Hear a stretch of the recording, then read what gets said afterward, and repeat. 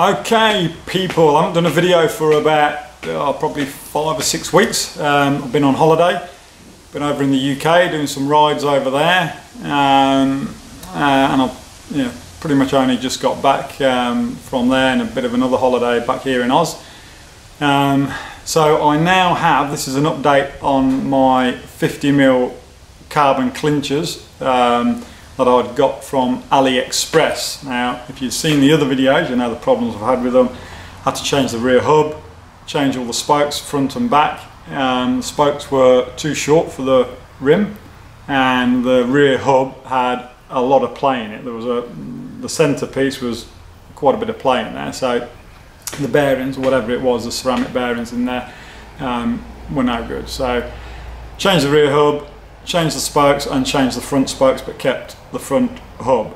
Okay, I've only done maybe a few hundred Ks on these wheels.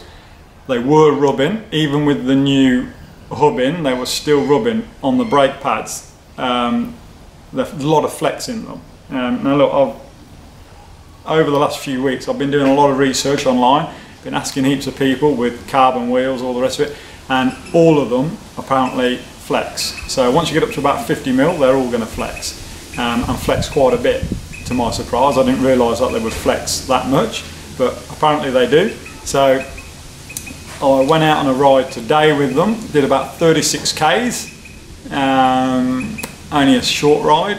We're doing a 150 tomorrow, and I will ride on these rims again tomorrow. And look, they still flex, but this time what I did, I opened the brake caliper, the little lever. I had that half open on the ride today, and they didn't touch. So maybe that's what I've got to do. And a mate of mine was telling me the other day, he has Zip 60s, they're genuine Zip 60s, they're not rip-offs, they're not from China, they're genuine ones, and his flex a lot. And he was the one that told me he rides with his brake caliper, the little lever, he rides with it open. Because if he closes it, when he puts his foot down, or he's climbing on hills, it just rubs on the brakes. So that's what I did today. I opened that little lever and it didn't rub. So maybe these wheels are salvageable after all. Maybe I was just being a little bit too pedantic on it, who knows. But I've never had a set of 50s before. I've never had ridden on carbon wheels, only alloy wheels. So they definitely flex, and when you put your boot down, they definitely flex big style. So that's apparently what they're designed to do, that's what they're meant to do. And I will see how they go on this big ride tomorrow. There's a fair bit of climbing involved, and it's a 150 plus 153 I think it is. So we'll be shooting along there, and I shall put my ride up on Strava, and we'll see how we go, and I will let you know in a few weeks. I'll keep these on, I'll keep riding them, and I shall let you know in a few weeks. I'll keep you updated as to the progress of them, and hopefully they're all good now. But having said that, they still, I had to replace that rear hub. Okay, so the rear hub was knackered, and the spokes were too short, and some of them were threaded.